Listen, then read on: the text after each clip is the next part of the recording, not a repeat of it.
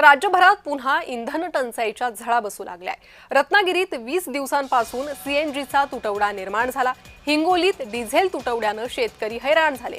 तिकडे वाशिममध्ये अनेक पेट्रोल पंपावर डिझेलच मिळेना, तर पंढरपुरात सीएनजीचा तुटवडा निर्माण झालाय, त्यामुळे पेट्रोल पंपांवर रांगा लागल्याचं चित्र पाहायला मिळतंय।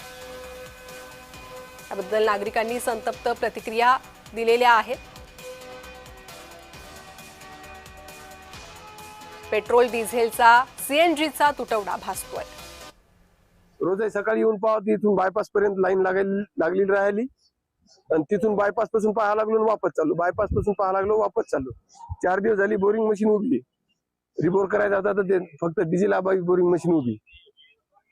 बोर बी आता पाणी पडायचा टाइम झाला, रिबोर करायचा, रिबोर करणं होईना नाही, डिझेल आबाई फक्त।